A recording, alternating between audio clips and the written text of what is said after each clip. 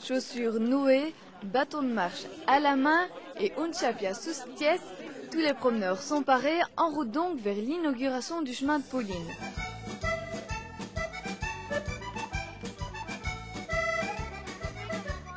Ça y est, on y est et hop, le ruban est coupé, les 8 km de marche peuvent commencer.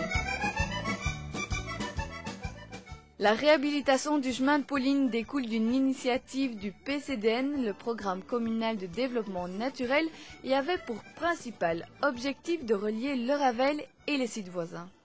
Le chemin de Pauline qu'on vient d'inaugurer donne accès aux habitants d'Oloissia directement sur le Ravel.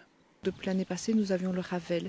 On voulait rallier tous les villages vers le Ravel et ainsi permettre aux personnes de se promener par des chemins et de les redécouvrir. Laissé à l'abandon pendant plusieurs années, sa réhabilitation a nécessité un fameux toilettage. Dans le cadre du PCDN, donc le plan communal de développement nature, il y a un groupe sentier, un groupe de travail sentier, et ce sont des bénévoles. Donc ils sont 5 et ils ont réouvert ce sentier à la force de broussailleuses, de courbettes, de tronçonneuses. C'était vraiment la forêt vierge ici, hein. C'était pratiquement impénétrable. Si vous n'aviez pas un engin pour vous créer un passage, c'était impossible d'entrer dans l'ancien tracé du sentier. En fait, pourquoi avoir appelé le chemin de Pauline Pauline? Donc ici, au pied du sentier de Pauline, il y avait une dame en 1853, qui est née en 1853. Et cette dame habitait là avec son mari et a vécu très longtemps dans cette maison. Et c'est comme ça que le nom de Pauline est arrivé sur ce sentier.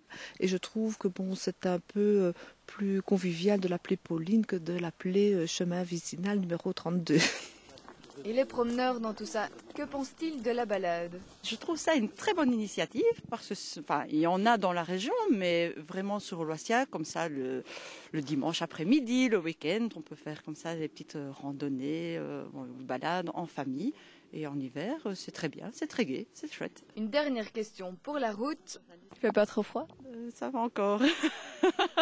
Bien habillé, non, ça va. C'est sûr, il faisait froid, mais ces 8 km de paysages champêtres en valaient bien la peine.